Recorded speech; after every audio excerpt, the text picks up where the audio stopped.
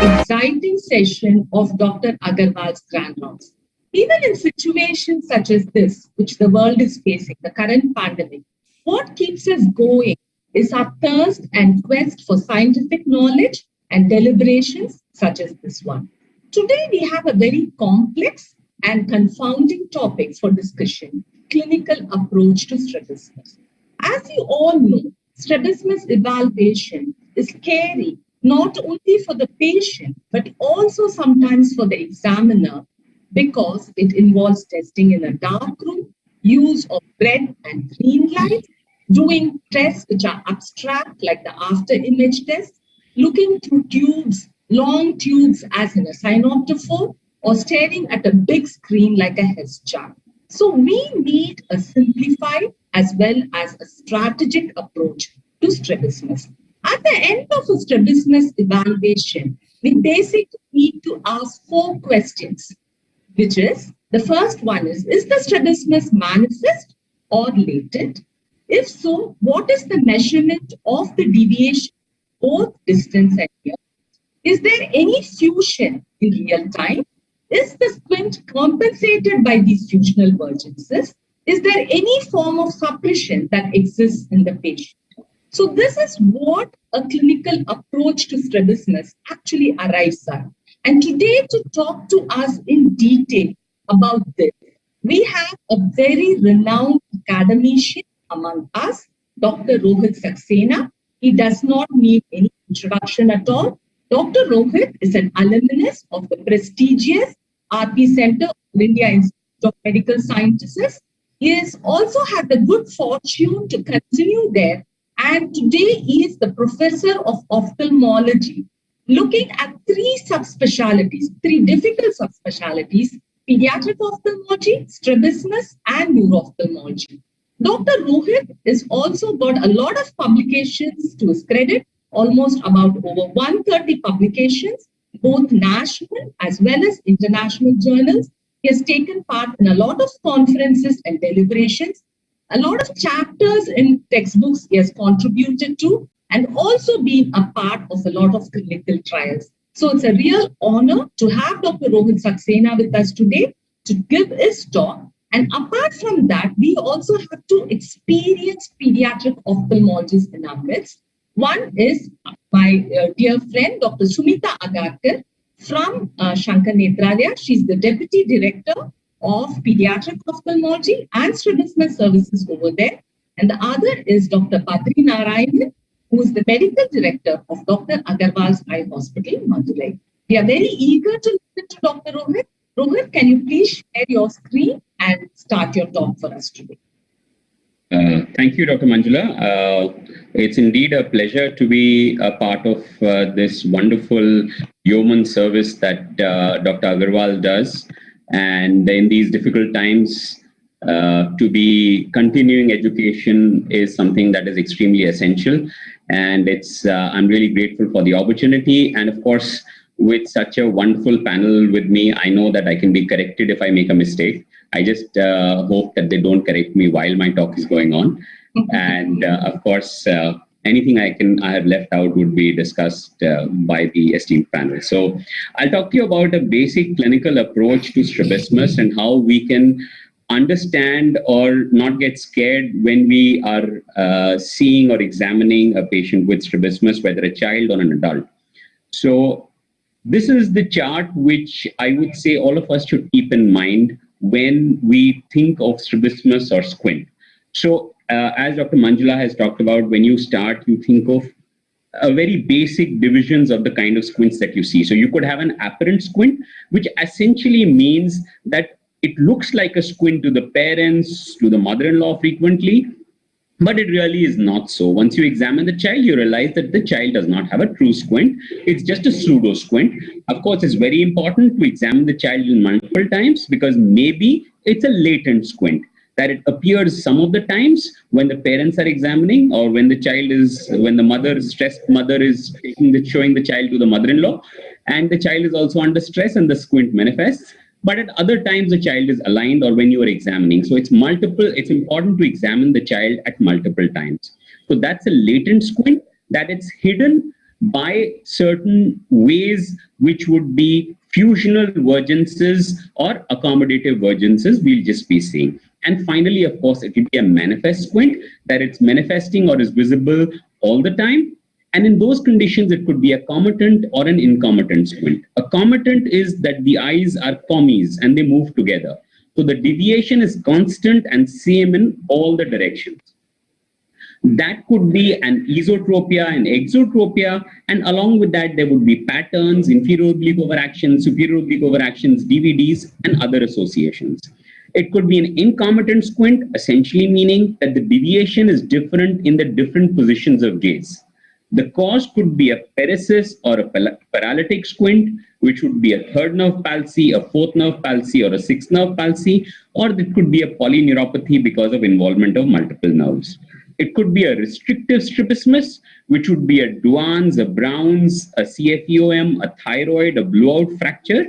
And of course, there are many other causes of a restrictive squint and a spastic squint, which we rarely see. So this is the broad overview of strabismus, and whatever we learn, we need to identify where in this chart our patient lies. So the preliminary history would be basic complaints. Asthenopia is a complaint, and many patients, especially fourth nerve palsy, may present with asthenopia. Intermittent divergent squints will present with asthenopia, and not all are just convergent insufficiency. So you need to examine these patients before you come to any diagnosis. Of course, diplopia and obviously manifest squint are relatively easy to pick up and diagnose. Age of onset becomes important because early onset, longer duration, constant angle is poorer prognosis as far as the visual acuity or binocularity is concerned. And of course, the pattern of deviation, whether it's intermittent, constant, the same eye squints all the time, or it's alternating. Any precipitating factors to the strabismus, that is trauma or fever, the developmental history, especially in children, because a lot of developmental issues like Downs or HIE sequelae are associated with strabismus, and any treatment that the patient has undergone, including refractions, age-appropriate refraction, glasses, occlusion, and any previous surgery.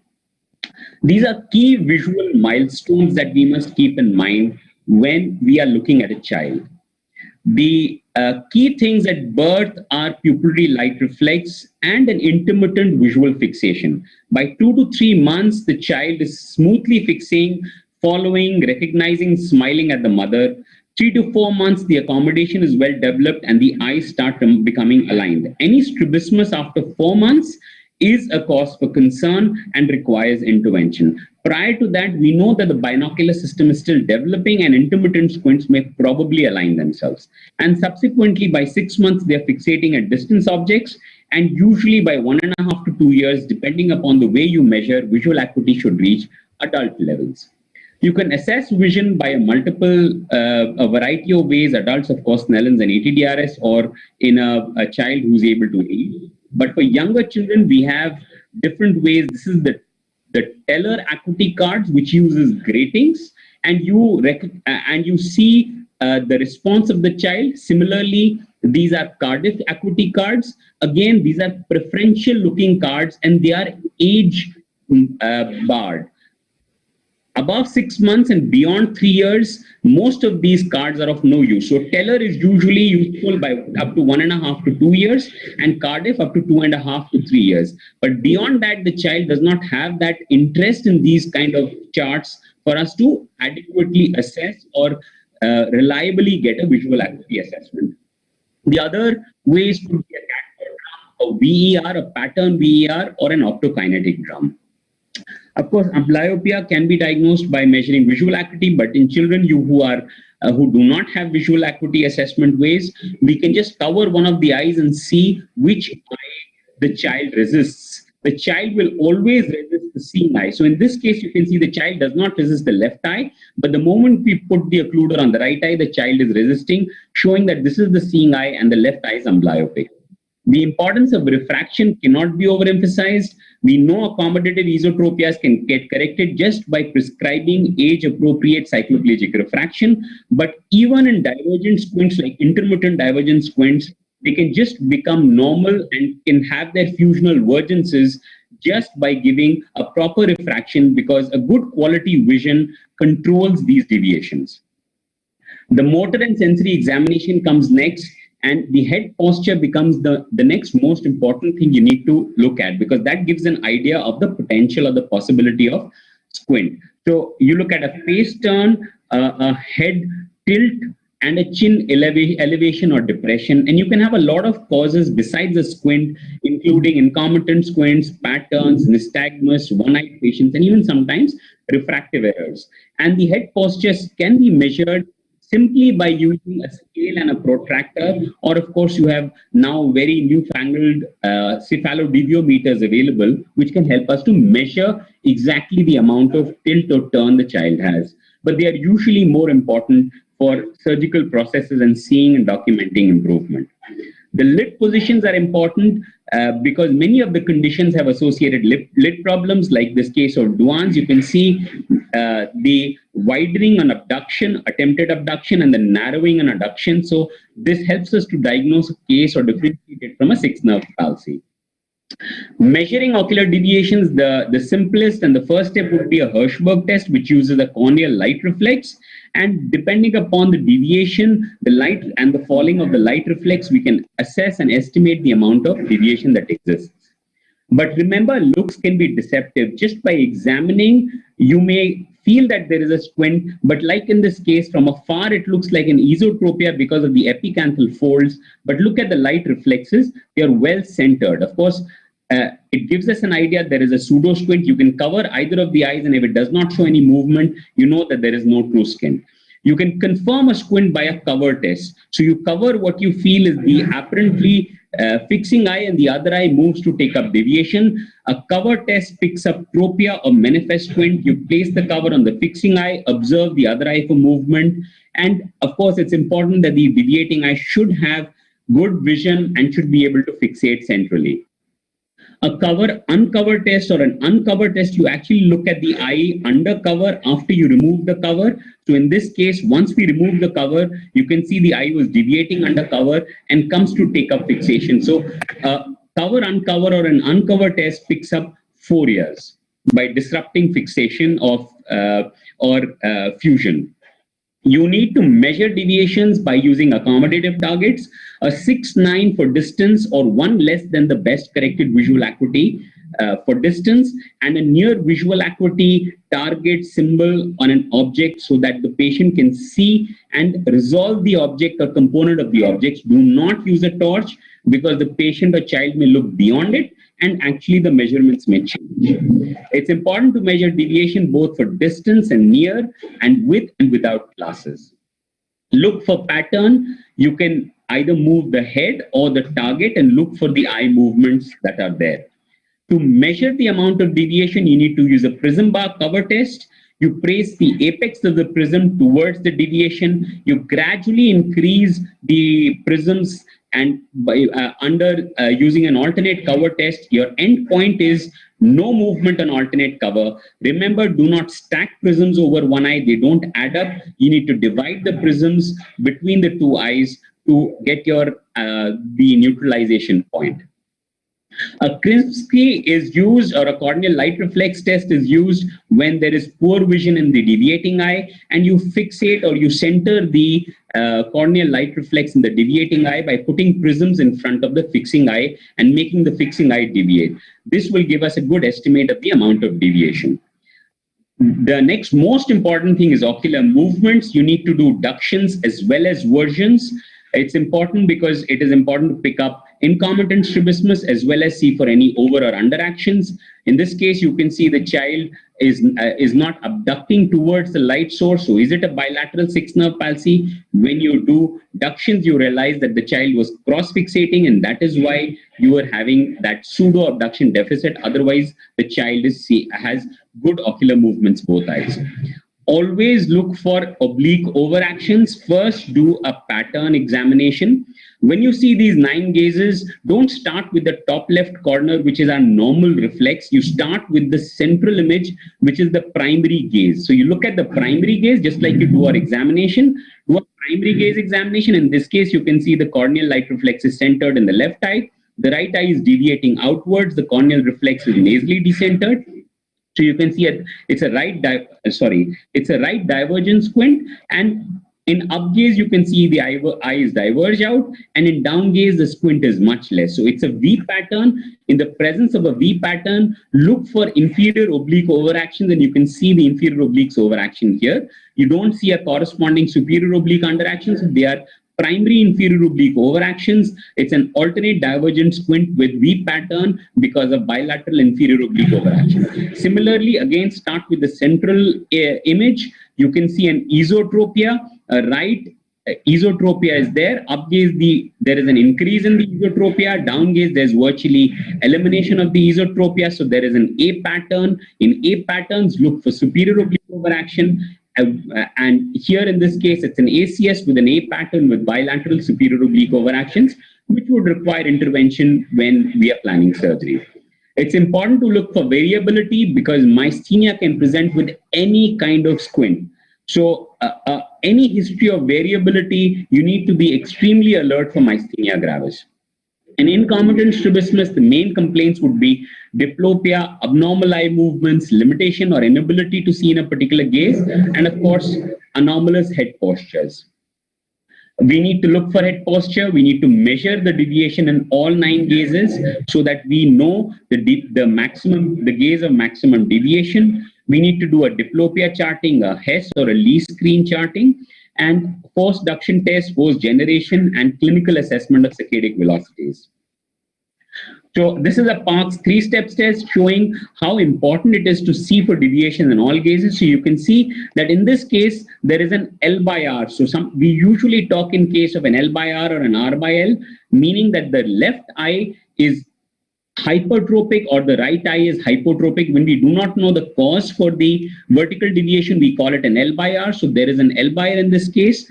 The L by R increases in dextroversion. So here you can see the L by R is increasing. There is a reduction in the L by R and levoversion. You can see this is the L by R, and here the L by R is much less. And then you can do a head tilt test. So on the contralateral side or the right side, you can see there is very little vertical deviation. But here the vertical deviation on ipsilateral head tilt, there is a significant increase in the vertical deviation, helping us to pick up a left superior oblique palsy. So the Parkes 3-step test helps us to pick up cyclovertical deviations of single muscle palsies. A diplopia charting, you use a red-green goggles. You use a slit source. So you need to, if you're using a torch, you need to make a slit on the torch so that you are able to pick up torsion also. You need, of course, first you need to see whether it's uniocular or binocular diplopia. You need to chart the area of binocular single vision. You need to see where there is the maximum deviation between the images. And of course, are the images inclined or straight? So this is a case of left 6th nerve palsy, and you can see there is an increase in the deviation in levoversion. This is a Lee screen which uses a septum deviation. The Hess uses a red-green dissociation, and you need to use red-green goggles. Here, there is a mirror septum that helps us to pick up. So a Hess or a Lee charts the eye movement of one eye using the other eye as the fixing target. So in this case, when we're looking at a Hess or a Lee chart, you're looking at the smaller squares. Smaller squares depict perices. Here you can see that this is the place where the lateral rectus normally should have been, and this is falling short. So there is a right lateral rectus perices, and you can see the overshoot or the secondary deviations in the left eye. Similarly, in a case of where you can see torsion, you can see again, these are the smaller squares. The smaller squares are maximally affected here in the direction of action of the superior oblique. So you have a superior oblique underaction, and here you can see a corresponding inferior rectus overaction in the contralateral eye. So a left 4th nerve or a superior oblique palsy. You look for limitation of eye movements, and if you see limitation of eye movements, you need to see for one saccadic velocity. So here you can see the right eye, you can see very rapid saccades for abduction and adduction. In this case, you can see adduction is good, but abduction you can see floating eye movement. So a saccadic velocity helps us to pick up a peritic eye. To rule out a restrictive process, you need to do a post-duction test. You need to, for recti, lift the globe hold at the limbus, lift the globe, and rotate the globe towards the direction of the limitation. If you can move it to the canthus, the FDT is free. If the FDT is tight, you still need to know whether the peretic muscle has some function, and for that we do an active force generation test. The patient looks in the opposite gaze, and then you ask the patient to look in the direction of the underaction, and you feel for a tug. So an AFGT is important if the FDT is positive. If the FDT is negative, an AFGT is not really required, because if there was force, the eye would have moved into abduction. For sensory evaluation, the most important and the most physiological tests are Baggallini striate glasses that have linear striations at 45 and 135 degree, and a point source of light is seen as a striation or a line, so as a streak. And you need to give full refractive correction, and in case of a deviation, you need to correct the deviation, then only you will be able to see for the binocular status. If the squint is there and the patient has suppression, it really does not give me adequate information. So you can have a harmonious ARC or a normal retinal correspondence, you can have a central scotoma, or you can have a clear suppression of one eye and the patient will just see one line. This is the most physiological test that is available for sensory status. The Worth 4-dot test is the other very easily available test, because the 4 dots are available on your Snellen's chart, and it should be done both for distance and near. The other tests are for tests for stereopsis, and I'll just run through the basic. The most important is the Lang's 2-pencil test. It's a bedside test, does not require any major instrumentation. You just need 2 pencils, and the patient has to touch one pencil in his hand with a pencil in your hand quickly. You need to do that with the patient's both eyes open and with one eye open, and you need to see the difference in the speed at which the patient is able to do that.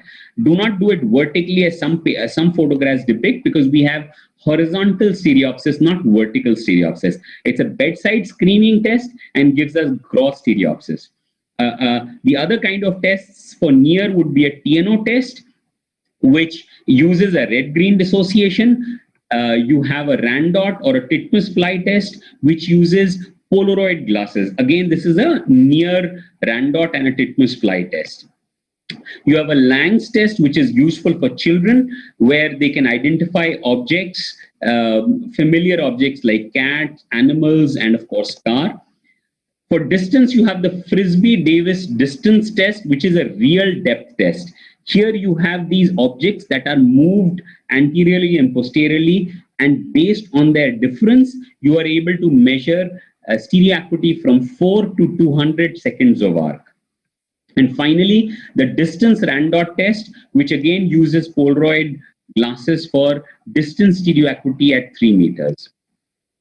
And finally, a discussion on measurement of torsion. It's very important, especially in cases which have a cyclovertical muscle involvement, like a 4th nerve or a 3rd nerve.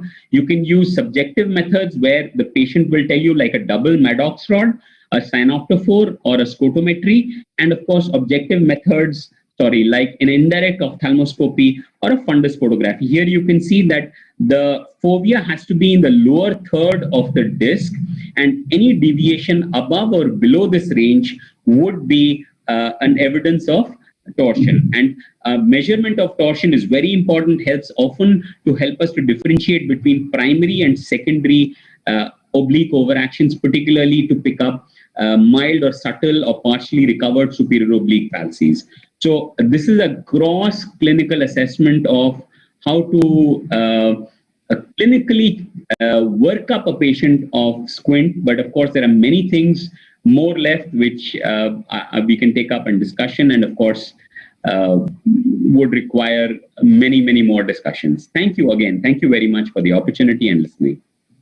Thanks, Rohit. That was a really lucid presentation, so simplified and strategic approach, I would say.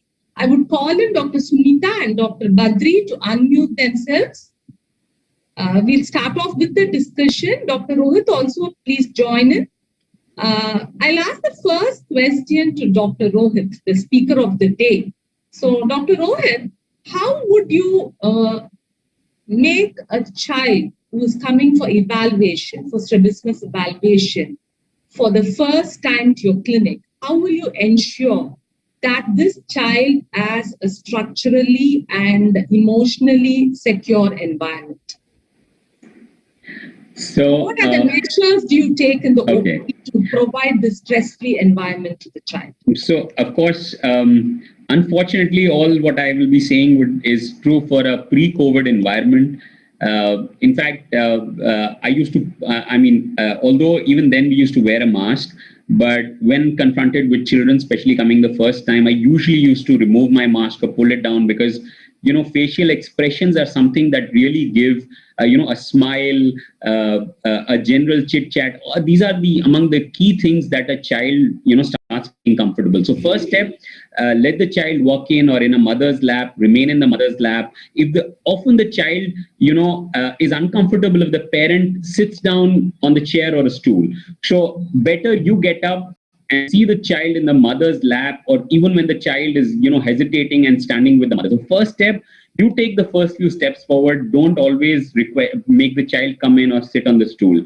Once the child is familiar with the environment, you allow the child to play. They often play with our stool. So they'll rotate the stool and they'll sit on it and they'll enjoy the fact that it rotates on it. So, you can rotate it. So you allow the child, and all that while you're talking to the parent. So once the child realizes that the parent is, comfortable with this person, they start feeling more comfortable. You need to have some toys, some fancy looking gadgets, including a tab. Sometimes kids are very very tab adept. So we have a tab with a cartoon running. You can have, for very small children, of course, we often would have the videos running, particularly, Angry Bird, which is probably the most popular video, I think, in India today for children. But, these are the key things. Don't jump to examine the child. Don't show torches. Show them brightly colored objects. Again, age-appropriate toys. So for an older child, a good illuminating toy, something that moves, so that you can, from afar, start getting an idea what is the cognitive level of the child, and then what is the ocular problem. Is there a presence of a strabismus? How is the ocular motility? So you hold the toy, move it sideways, up, down, hand it to the mother, so the child looks to see. So these are among the first most important things. I would say that I do not get a child refracted in my OPD the first time if I can avoid. And if possible, not dilate the child, because that is the dilatation is the single most unpleasant experience a child can experience, and I don't want to associate that with my clinic. So I often, unless it's essential, I often ask the parent that come back, take these drops with you, put them at home, they associate with the unpleasant experience.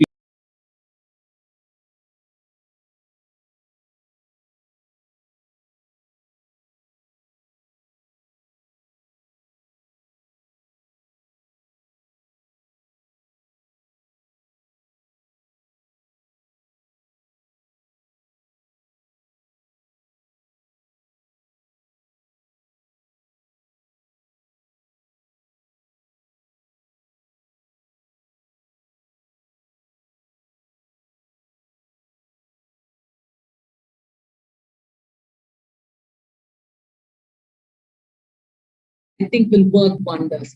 And we'll go on to Dr. Sumita. Sumita, we make measurements at both distance and near with an accommodated target, as what Dr. Rohit has illustrated. There would be some postgraduates, or there are some students who would be interested to know, why should that distance measurement be specifically done at 6 meters? Why cannot we choose 3 meters, 2 meters, 1 meter, any other distance? But why do we look at 6 meters? That's part A of the question.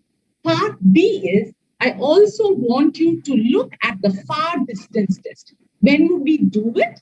And why would we do it? Both the parts of the question to be asked. Basically, for a good strabismus evaluation, the first and the most important criteria why we use accommodative target and we say we never use the torchlight is because we want accommodation completely out of the picture. So at 6 meters, we assume that accommodation is at rest. We always ask the patient to wear his prescription, whatever he is wearing, if he is wearing. If not 6 meters, you are actually allowing the accommodation to rest completely, to be completely out of picture. And same for the 20 centimeters, you want him to accommodate for that. And that's why you're using an accommodative target to see if accommodation plays a role in the strabismus, whether it modifies the strabismus. The second part of the question. The far distance test. Far distance, yes. Far distance test, yes. Again, some of the children with intermittent divergent squints are able to control their strabismus very well. So it is recommended that you not only check it at probably 30 centimeters, 6 meters, and probably at, you can take them out further than that. Because sometimes that is what is required to bring out their total deviation or total manifest deviation. It's a strategy. Again, I don't know how practical it is in every situation, but technically speaking, you want accommodation to be completely out of picture when you're doing measurements for distance. That's why you use 6 meters. In fact, you should not use 6 by 60 target. You should use probably a line less than what their BCVA is. Because I assume by the time they come to you, you have already checked the vision and done the sensory evaluation, and then you are actually coming to the measurements part. And so don't even use make the correction in place. If the child is already wearing glasses, it's very important that they wear their correction while you're measuring for both near as well as for distance. And it is also important that if they're not wearing, you ask them to look at their best a line less than their best corrected visual acuity. So if child is reading 618 comfortably, you can ask him to look at a 624 target. It's very imperative that you do the refraction, give them the glasses, and then take your measurements, because this is a take-home message which we would give to all postgraduate students and resident trainees. Dr. BADRI, about distance fixation, it's quite easy. You can hold your cartoon characters and things like that. Distance fixation, what do you use in your clinic? Because the Snellen chart is so boring for the child to look at and, actually really to focus at. So do you do certain other things? Do you have certain other things to hold the attention of the child? Because it's important, because we have a lot of distance near disparities in measurement to get at the distance measurement. So what do you implement practically in your clinic? I've been using only a 3-meter chart with a reverse mirror only. And sometimes I use a picture of a cartoon character or some such character, which is placed over the chart over the patient's head. And that is quite often used to grab the attention of the small child who's whom we are measuring the deviation. The other thing I think is any DVD players or computer something like that. Not used so far. And I think reasonably, I think I'm able to get their attention very well. So I think I have one question for Dr. Rohit. He was telling about a lot of these teller cards and Cardiff acuity cards for less than 3-year-old children. Of course, I am maybe biased against them because I don't have them. It is often said that you need to know the relative vision of each eye rather than the absolute vision in each eye. And therefore, what does he feel? Is there real need for these cards? Of course, if you're going to present a paper or something, practically speaking, is it really needed, or is it enough to know that the vision is equal in both eyes or not? This is the question for Dr. Rohit. I would say that we're kind of blessed in our specialty, because the most I tell my postgraduates that the most important the advanced instrument that we require is the one that is between our ears. So a good observation, good examination, good history, these are our benchmarks. No investigation, no instrument can ever take the place of good observation, good history, and good interpretation of your findings. So in a way, you are absolutely right that in a routine practice you may probably get away, but yes, I mean, if you have a deviation, you can always easily make out a relative subnormal vision by seeing the constantly fixing eye. But if you are picking up amblyopia in a straight eye, then sometimes it may be a touch and go, you are not sure. So relative visual acuity assessment gets important. Sometimes in children who have developmental issues, assessing vision can become a problem, and anticipating or expecting the vision is a problem. So I would say that maybe their utility is definitely more than just for research, and they are now part of clinical practice. But like I said, in our specialty, there is nothing that, keen observation, good history, you can't get away with. So like I said, coverage would be able to, but they're very important and fairly reliable, I would say. I think we need to document the visual acuity for reproducible results. So I think we should still have a hierarchy of tests for each age, and we need to acuity estimation in each eye has to be documented. Because it will help you in the future, no matter what is the age of the child. So, Rohit, we'll go on to the next thing. You did talk about fixation. Let's talk a little bit about fixation preference. Now, in case of a child with strabismus, how do you assess the fixation preference? And in a child without strabismus, the child could still be amblyopia. How do you assess fixation preference? Both the methods. So, in the presence of a strabismus, it's pretty clear that if it's a constantly deviating eye, you know that there is a definite dominant eye.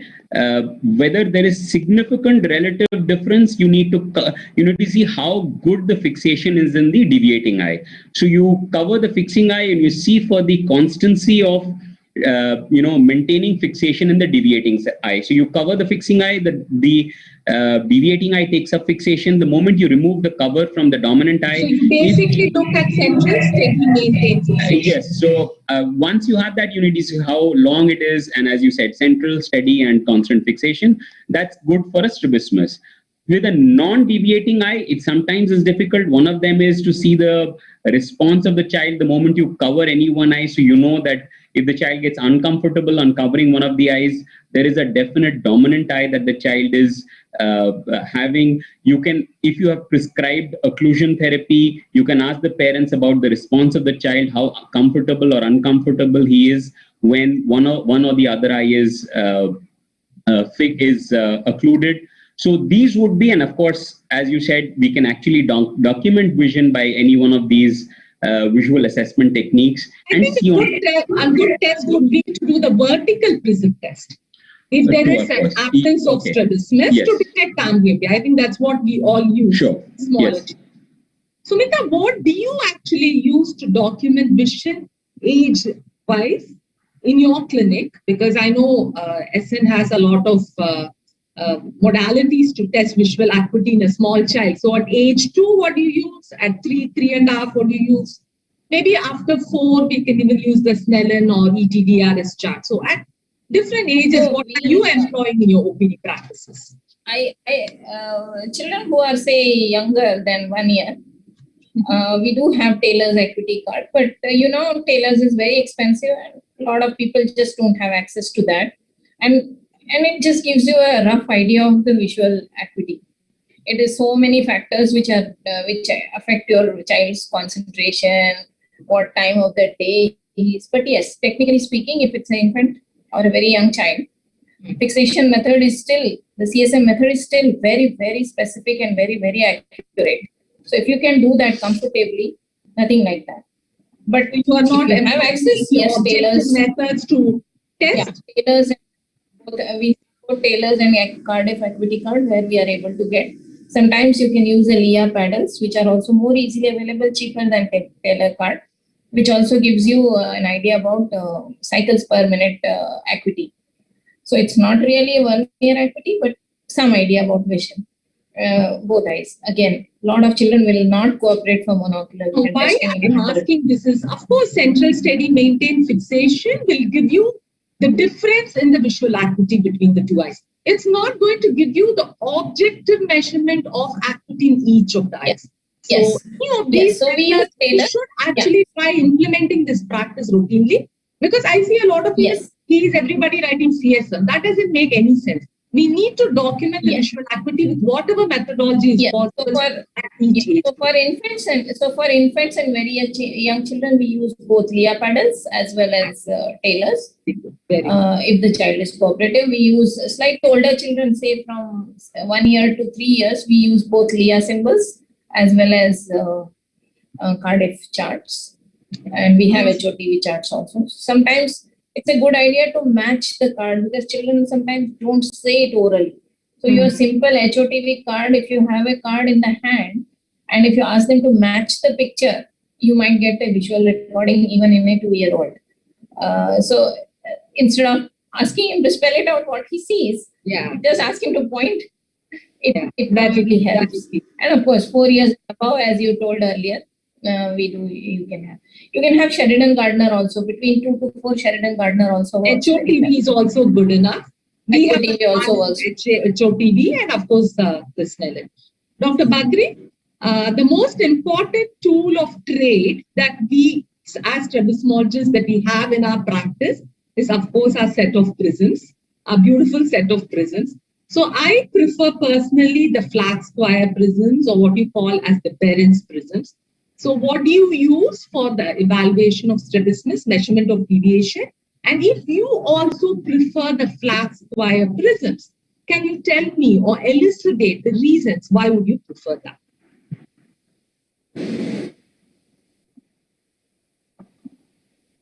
Was I audible, Badri? Did you get the question? I've been using the both the prism bar as well as loose prisms. That's what I've been using. Which do you prefer? Which do you prefer to evaluate your children? I prefer the loose prisms, the flat square prisms. So I sometimes in small deviation I prefer the prism bar, and for patients where I am going to need to measure accurately in order to estimate the amount of surgery that is needed to be done. In those cases, I use the loose prisms. I use both interchangeably. That's what I've been don't have doing. Any difference? I always feel the flat prisms, the square prisms are much better because you get a larger view of the patient side. The patient also gets a good view of your accommodative target, and you can stack the horizontal and vertical prisms and measure both deviations together, the allowance which is not there with your prism bar. So that's why I prefer the flat prism. So I presume that, the others in the group also prefer the flat prisms. Rohit, anything you would like to comment? It's not that I have any single preference, but the prism bar is useful if you want to quickly come to a good estimate, and then if you want to fine tune, maybe use the single prisms. As you said, the single prisms help us in we are able to make sure what is the final deviation and make sure that this is the final endpoint. But if you are rapidly wanting to reach a particular value, then it's faster with the prism bar. But I guess often it's more with what you are accustomed with, what prism bar you use. Rohit, we'll go to the next question. Let's look at certain strabismus terms which you have not covered in your talk, because these terms and what do they mean actually in clinical practice is two different things which baffles a lot of people, including pediatric ophthalmologists. The first thing that I would like to talk about is normal retinal correspondence and anomalous retinal correspondence. So I want you to explain in the simplest, I don't want these textbook definitions, but I want in the simplest terms, the most understandable terms, what is NRC and ARC, and I would then give you two clinical situations for you to give me what would your findings would be. So first go with the explanation, then I'll ask you the second part of the question.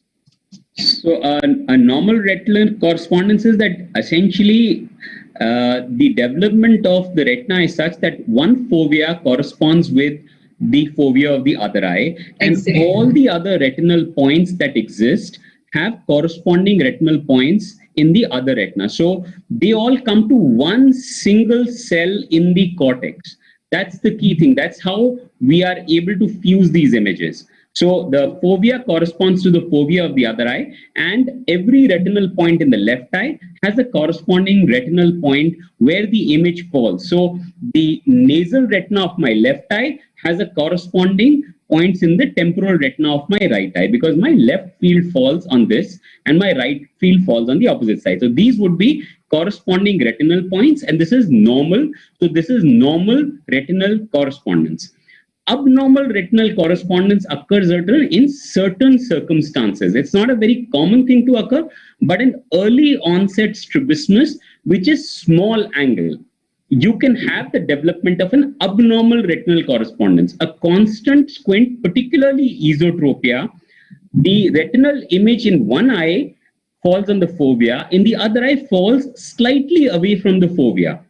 The brain starts thinking that this is my fovea and develops the correspondence between these 2 points.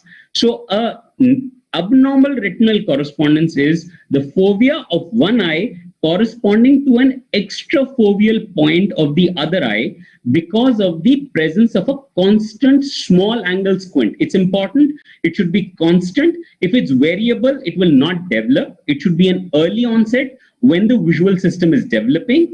And 3, it should be a small angle, because the moment it is large angle, there is no competition.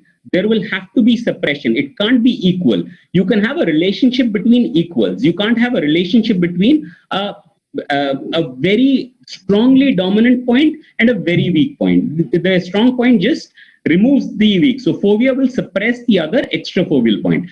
So small, constant squints, particularly early onset esotropias, will develop an abnormal retinal correspondence in these conditions. So okay, yeah, very, very nicely explained, Rohit. I think it cannot get more lucid than this. The clinical situations that I would like to throw upon you is, let's take a patient A, having a manifest strabismus. I'm not talking about a small angle squint. This is a significant angle of squint. But this patient has an ARC. So what would be your finding in this case would be on your cover test, and number 2, on your Baglioni striated glasses. And just for the audience to know, we use the Baglioni striated glasses to detect ARC. It's a existing glass which we use to detect ARC. So this is the first question, hypothetical situation I'm putting. So once you, when you examine such a patient who has an ARC, so the important thing happens in them is whether there are 2 important issues when we are talking about a harmonious and an unharmonious ARC. So that's one important thing. Let's take it as harmonious. Okay, let's so if take it as harmonious. Let's not confuse it. Okay, so I'll just explain what a harmonious and an unharmonious ARC is, so that people know what we mean by a harmonious ARC. So what we are meaning is too detailed. That's for us, Rohit. Okay, sure. So essentially, the squint is corresponding to the abnormal retinal point. So once that happens, I had shown that in the Baglioni's also in the image I had shown. So the Baglioni, the patient will see a cross response as you would see in a normal retinal correspondence, because the brain has now adjusted as a 0 error. So now it recognizes the input from the other eye also as a normal retinal correspondence image. So you will see a cross response. That's what would be your Baglioni response on a normal retinal correspondence like an image. And in a cover test, there are conditions. Again, it depends upon how strong the ARC is, but usually you will see no movement when you cover the dominant eye. Excellent. Or what you will see as That's the fixing. Point I want you to drive home. Okay. There will be no movement on cover test, but on your Baglioni, you see a cross.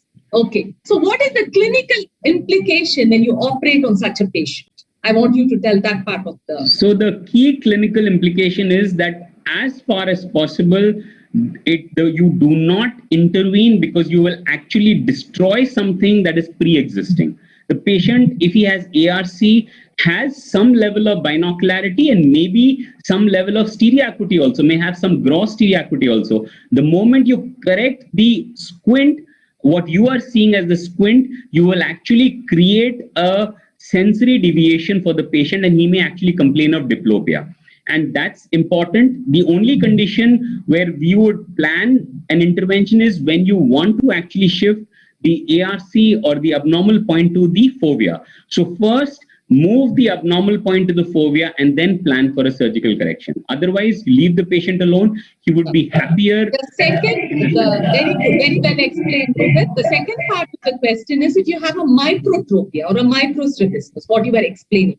So again, what will be your movement on cover test and what would be your finding on the Baglioni's striated case? So, on microtrophias, you will or may see a small flicker of eye movements, but often they are missed even by experienced strabismologists. On a Baglioni's, you will pick up the central scotoma. So these patients would have a functional central scotoma, and if you ask the details on a Baglioni, you will see that although he gives you a cross response, but if you ask for the center where the light is, one line will be complete and the other line will be broken, showing the presence of a central scotoma. So in these conditions, again, you may take a call on what intervention you need to make. Usually they are very small angle squints and maybe not require any intervention. Just have to take care of the amblyopia part. Okay, Sumita, we'll go on to the next terminology, which baffles people. Motor fusion, sensory fusion. I want you to do it in the most simplest term. Explain motor fusion and sensory fusion, and what will be your tests to detect motor fusion and sensory fusion. Okay, Sensory fusion, no, let me not baffle all of you guys. Just take the motor fusion and the sensory fusion. How would you like to go about? I think the only use of anomalous retinal correspondence and all these things is just to keep the smartest PG who thinks he's the smart alec to shut him up. No, but still we are not a Strabismus forum. Let's drive home some messages rather than just giving the test.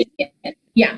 So basically, sensory fusion is when both the eyes do simultaneously see an object and fuse into a 3D image, if possible, or at least perceives them together. So that's what is simplest language. It's a binocular, and that is the sensory fusion. So you can use a red-green test for looking at fusion. You can look at a simple red filter test to look at fusion. You can look at basically Baglioni. These are tests for everything. Birth for dot test, then Baglioni's red filter test. Any of the tests you can use to check for sensory fusion, basically, where basically both the eyes perceive the object simultaneously. That is what is, and fuses them to a single image. Motor fusion is when actually your eyes are also aligned. Yes. Then it would be considered as motor fusion. Sometimes it is impossible to have sensory fusion without a motor fusion. Yes. Sometimes you can have motor fusion. Check the motor fusion. Now, like clinically, you do the step vergence, isn't it? To assess the motor fusional amplitudes. And in a very small child, what about the very small child? You can't do a step vergence test there. So what would you do there to do the motor fusion, to test the motor fusion? I would not do that test at all because it does not give me any other excellent. So a sensory fusion is essentially that the brain is able to make one image out of two slightly disparate images. So our two eyes are giving slightly disparate images. Sensory fusion means that it's able to be, so the brain is making them into one composite image. That's sensory fusion. Motor fusion is that this fusion is possible even in the presence of some amount of challenge. So actually under normal circumstances, all of us are under a little bit of challenge. But our eyes, almost all of us have some phobias or the other. So this phobia is the challenge, and the motor fusion is able to maintain that single vision in presence of this challenge. Some have more challenge, some have more phobias. A more advanced challenge would be an intermittent divergent squint. So these are the range of challenges that we get. And you can test your motor fusion by simply using a prism bar and moving up and down and see what is your break point. And as Sumita said, often in a very small child, we may not really measure motor fusion, but one of the simplest ways would be to actually, put a prism bar in front of a child and just see how. So I think the simplest method is you can use a 20 prism. Sure. And then keep it in one eye, look for the margins in the other eye. That's the simplest way you look at motor fusion in a small child. If you want to test, as in this case, we don't want to do so many things in our practice, and we are so boggled up with already the pre-existing strabismus and the rest of the measurements. We are not looking at these things, but this is just for a deliberation, just for out of scientific interest that I'm asking these questions. So yeah, basically you look at the amplitudes of fusion. That's all. Yes. Dr. Badri will go to central fusion and peripheral fusion. This is the other terminology. Central fusion, peripheral fusion. We hear it so many times. So explain central fusion and peripheral fusion. And what test would you do to determine whether your patient has a central fusion or a peripheral fusion? Central fusion refers to some sort of a sensory fusion where both eyes have good vision and both eyes having sensory fusion, and they're able to fuse the targets. For example, in a simultaneous macular perception in a synaptophore, you're able to achieve that. Whereas in peripheral fusion, large objects which subtend a greater angle are able to fuse. For example, if you operate upon an infantile esotropia patient and you're able to achieve early enough, and a patient is able to achieve peripheral fusion, so that is sort of peripheral fusion. So that is the difference between central fusion and peripheral fusion. Sumita, would you like to explain it further? More lucid? Or Rohit, any one of you? Between central and peripheral, the part of the answer is complete, but it can be made more lucid, isn't it? Go ahead, Manjula, you only explain. No, Sumita, come on. I cannot be doing it. I'm not a pilot. Go ahead. You are very good with it. So actually these terminologies, the peripheral fusion actually came of interest when we started seeing a lot of patients with subnormal vision in one eye maintaining deviation after surgery. So the concept is that central fusion is important, but in fact for alignment it is the peripheral fusion. So the peripheral part of the retina is also significantly involved in keeping the eyes aligned. So central fusion, most tests for binocularity are actually testing central fusion, but one of the ways you could actually check for is the Baggellini. So like I talked about a central scotoma, the central, even if there is a central scotoma, the peripheral fusion will still show us a cross response with a broken central line. So one of the ways is of course Baggellini, and often it's a challenge to measure peripheral fusion with too much dissociation. So Baggellini is, I would say, one of the very useful ways in measuring how your outcomes of surgery would be after you correct for the deviation. Worth-for-dot at distance and near would definitely test your central and peripheral fusion. Sure. So worth-for-dot again, for peripheral fusion. Yeah, for near would be central, and for the peripheral would be, although it's a much larger angle and not absolute peripheral, but yeah, even the distance worth-for-dot test would be a very useful peripheral fusional test. Okay, Sumita, I'll go on to the next question to you.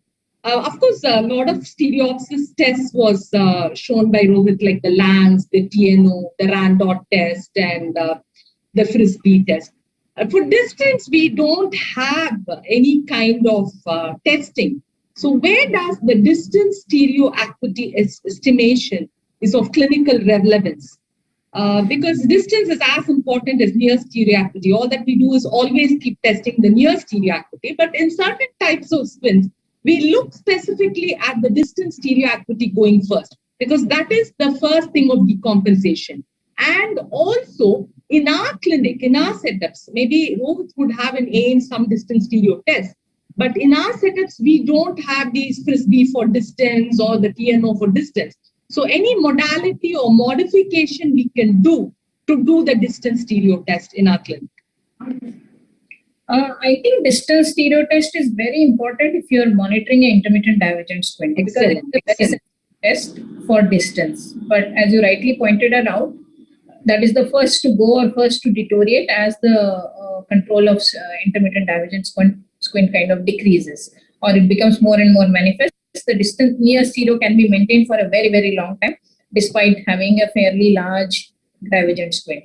So I think clinical importance of that is mostly in monitoring intermittent divergent squints. And one way is, of course, using a lot of these vision charts are now coming with CompuLog and all, which are coming with distance stereo. So I think you can use one of them. So I don't think, is there a modification which you can do in your clinic? I just read an article. I don't know. I haven't used it. Inverting the telescope and using the near stereo acuity test. That will measure your distance. I think it's Mrs. article. I remember it was an article that was published. Yeah, I think it was an IGO or it was on an AIOS presentation. Yes, I remember that. Do you implement, any of you implement that in practice to measure your distance stereo acuity? Because I don't have a telescope with me in my office either. So I haven't used it. I just out of, curiosity, I'm asking you guys. I don't know. We now have both the distance RANDOT and the frequency, the FD2. But before we had this, we had actually devised our own. In fact, our first IDS paper, we had devised our own distance stereo acuity by using 2 stereo projectors and creating special slides for that. And the basic thing, essentially they're just a basic concept. You dissociate the 2 eyes, you give 2 horizontally disparate similar images to both the eyes, and depending upon the distance and the difference, you're able to measure the amount of stereo acuity that is there. So that's what we had used. That was, I think, 10 or 12 years ago, 15 years ago, when we had done our first thesis on IDS. And that time we had devised our own stereo projector test for stereo acuity. Dr. Pradeep Sharma's thesis, his candidate, we had done that. And after that, of course, we've had it, but I've never tried this. The basic concept for this is actually, what I could understand by reading the paper, is to artificially create the distance without having that distance. So you invert the telescope, you create that distance optically and measure. But and use your near stereo test to measure. So basically the near stereo test is assumed that, again, you have to do optical measurements to see what your angle is. And obviously the disparity changes. So you need to actually be sure what you are measuring would be obviously different from what is, the standard test. So you actually have to measure the disparity. Validity, it's not validated also, if I'm not. Yeah, that's true. So that's what I'm saying. But so for us to just have an estimate, that's not validated. Yes. I do agree. So, Badri, what about AC by A ratio? How do you measure? What method do you use? Do you use the heterophoria method or the distance near disparity method? What do you use in your clinical practice? I think if the accommodation and convergence are well under control, I feel the distance near measurements are fairly good enough to give a reasonable good information as to the AC by A ratio. I have not been using any of the gradient method or the heterophoria method, to be frank with you. What about distance near disparity or any of the specific methods you feel is more accurate? I think clinically it is always very good to use the gradient method. It gives you a very quick estimation of which children. Yeah, when I use the gradient method. Yeah. So heterophoria method can be done, but IPD and all. IPD and all is needed. But I think as specialists, they should know at least both these tests, how to do it. Because this is usually asked in the Viva and they should. Okay. But gradient method is easy to do, and clinically it's a very, very, very validated. So what I would like to emphasize is we need to implement measurement of AC by A ratio also in our clinical practice. Even, just look at AC by A ratio, whether even if it's normal, document it in your findings that your AC by ratio is 3:1 or whatever it is. Then rather than just skipping it completely. Of course, we are going to look at in an accommodative excess kind of anisotropia and things like that. But even otherwise, just put the measurement as that it is a normal for the completion sake or for the totality sake of examination. Especially again, here, I would like to point out one point. If you are measuring the AC by ratio, correction should be in place. In place, yes. Excellent point, Doctor. Rohit, what about deviation measurement? Of course, we do for distance, near, and I don't do all the 9 cases. It's not possible. Let me be practical. For the distance, it's up, down, right, and left. So I would rather say that the up and down is to look at your patterns, A and B patterns, and right and left would be to look at your lateral gaze incompetence. So the clinical relevance of lateral gaze incompetence and how does it change your surgical outlook or your surgical planning when you have a lateral gaze incompetence? I would like you to talk on that. So essentially, lateral gaze incompetence is frequently seen in intermittent divergent squints, where we see that there is a change or a reduction in the lateral gaze deviations as compared to primary gaze. And in such conditions, we have to actually slightly reduce the amount of deviation correction that we are planning for the amount of surgery. Otherwise, you are going to have a patient complain of diplopia in the horizontal gazes. So that's the most important adjustment that you need to make. And as Dr. Manjula is saying, for a competent squint, primary gaze, up gaze, down gaze, and horizontal gazes. These are key. 9 gaze only important in an incompetent squint, where you need to pick up the direction of maximum deviation. But as she's saying, up gaze, down gaze for the patterns, because you need to intervene for the pattern if it exists. And for horizontal gaze incompetence, if there is a lateral gaze incompetence, particularly in intermittent divergent squints, you may require to undercorrect the amount of surgery that you're going to do.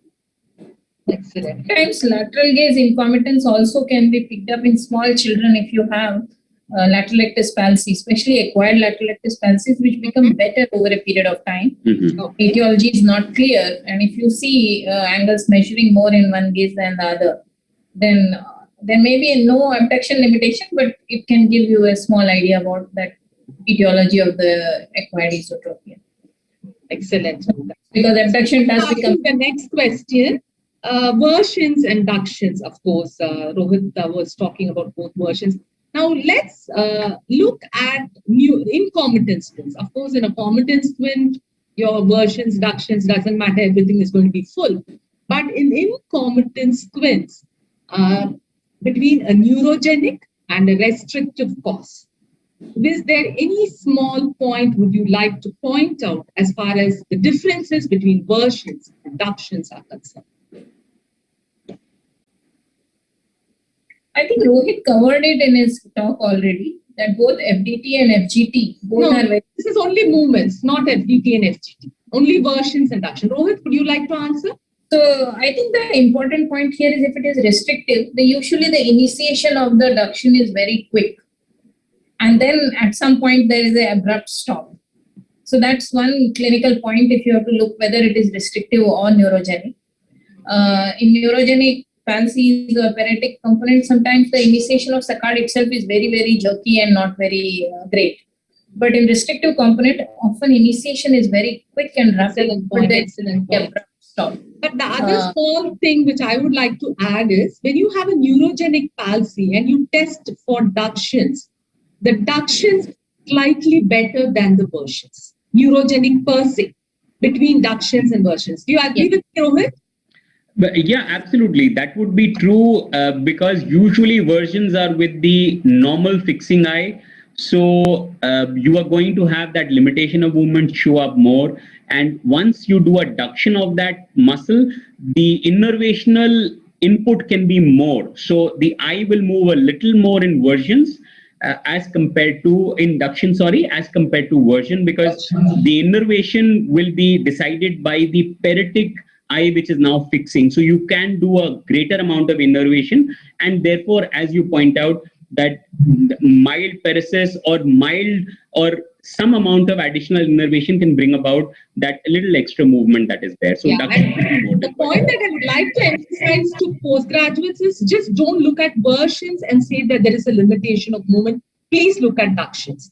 Your ductions could be full, but your versions could be slightly limited. So versions is not the end point of an extraocular motility assessment. You need to also look at ductions before you comment on the ocular motility. So the next thing is to Dr. Badri. The one particular point that you would do while testing your recti muscles on forced duction test. This is for the postgraduates again. And the one thing that you would do when you test your oblique muscles for the forced duction test. When you're doing the force for the and you're doing FDT for recti muscles, what would you do on the patient? And when you're doing FDT for the oblique muscles, what would you do on the patient? The major difference when you're doing a force reduction test for the two types of muscles is that for a recti, you should not push the globe back into the orbit. Yes. Whereas for the obliques, the globe should be pushed back into the orbit.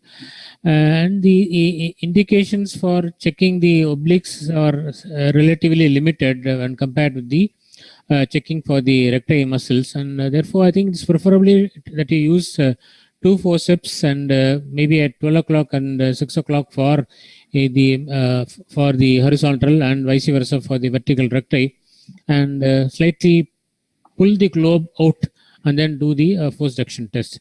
That will be, I think, the major difference between the two types of force reduction tests. Yeah. Sumita, I would like to ask you about the spring back balance test, which we do on the surgical table. Do you employ it? Because I find it very useful, especially when you operate on restrictive strabismus. So would you like to elucidate a little bit on detail on the spring back balance test? Basically you do a little exaggerated force reduction test and leave the eye to see how much it comes back by itself. And that gives you an idea about where to exactly. Surgical dosage titration on table, it is very, very useful test for that. Okay.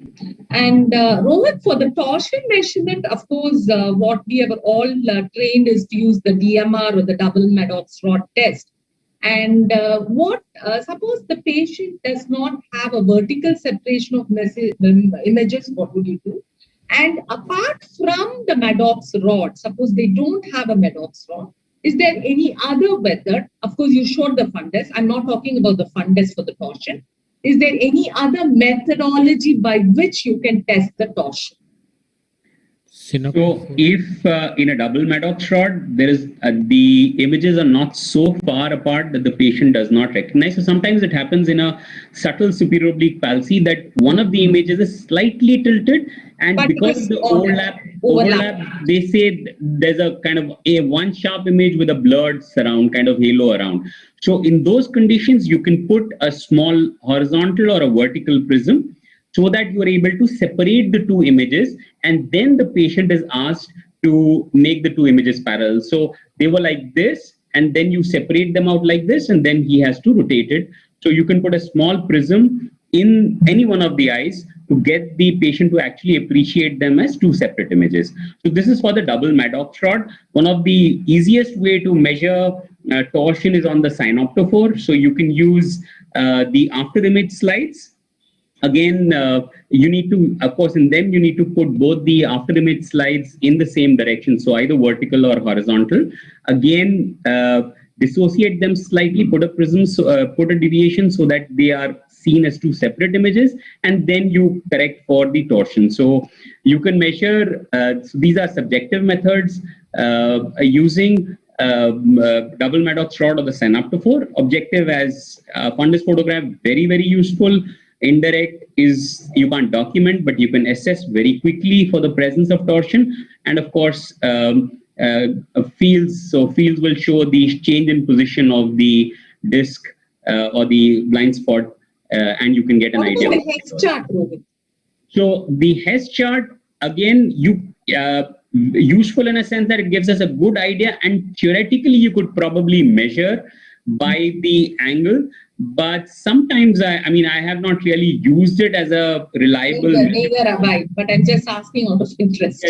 but like we had seen in that Hess on the superior oblique palsy, you can see that the whole image slightly is tilted. So you could definitely pick up torsion, whether measure or not. But yes, you can actually pick up torsion there on the Hess chart.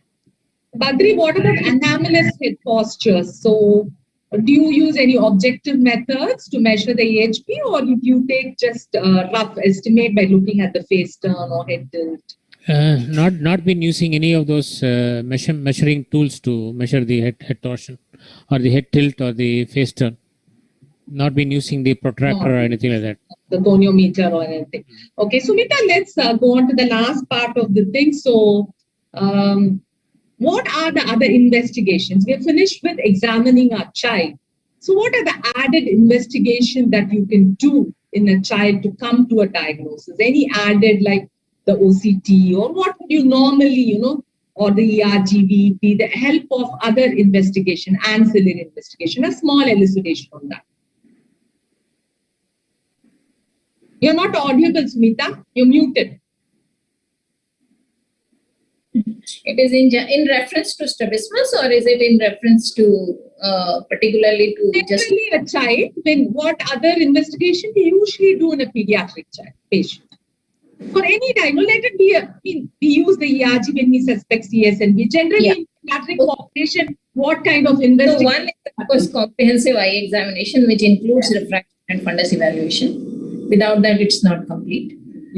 Indirect ophthalmoscopy if possible. Then, depending on what you find, sometimes investigations, as you said very clearly, that ERG and that's one of the most common tests which I use actually. Ultrasonography, ERG, because ERG is a lot of times retinal dystrophies in children can have strabismus also, yes. And can have normal looking fundus. So I do ask for ERG far more. Probably it's the second most common test which I ask after ultrasound. Ultrasound if there is any media haze, then ultrasound. What about OCT is now increasingly being used for both neuro-ophthalmic as well as for other uses, but very difficult to do in children. Both AS-OCT is even more difficult than OCT. But I do ask for OCT in patients who are having, say, foveal hypoplasia, if I'm suspecting. Then sometimes OCT documents it far better than your clinical examination or vision may suggest. So sometimes in this time, I do ask for OCTs in those children. To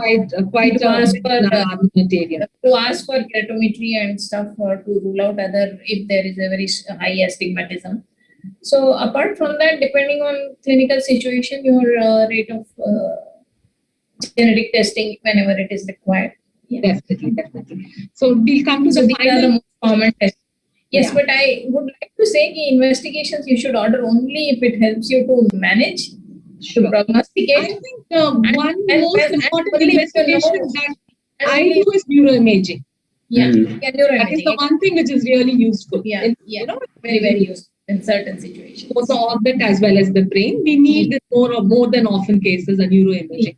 I forgot about the neuroimaging part. Yes, that is also one of the most common investigations. Probably you ask children to do. So today it is the era of the electronic medical records or the electronic patient records, EMR or EPR, whatever you would call.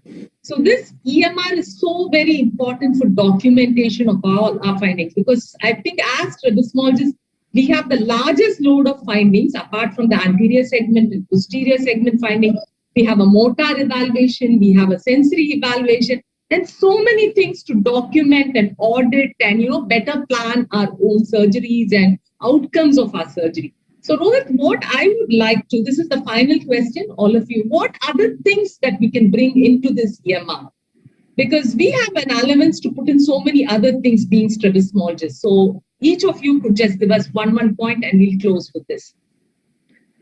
So most EMRs don't have ocular motility and alignment and even the sensory assessment. So that is one thing which has been a challenge for us to document. And we've tried to, add that in the most, I would say more, there isn't enough those drop-down menus or things like that. So that's an issue which I think is very important in an EMR system that we require for a strabismus point of view. And that's something which we've always had a challenge with. That's what I would say compared to conventional EMR. So they have a lot about anterior segment, posterior segment, a lot of investigations when it comes to motility, alignment issues, and sensory and outcomes of sensory status and things like that. Those are lacking, and I haven't found a good EMR that actually gives us good, repeatable and something that I can actually measure and see for change. So that's something that is a big challenge, and I hope over time we get somebody working on those lines. Sumita, yourself, anything to be added to this? Since SN EMR was developed by us only.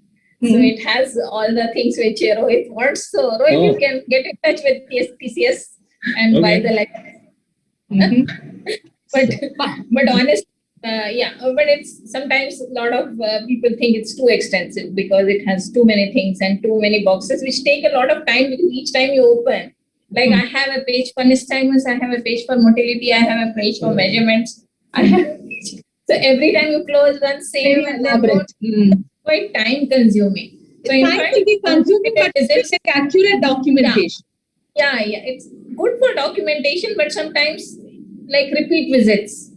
Every time it is not possible to note everything. Boxes there, and unfortunately a lot of it has to be kind of typed in.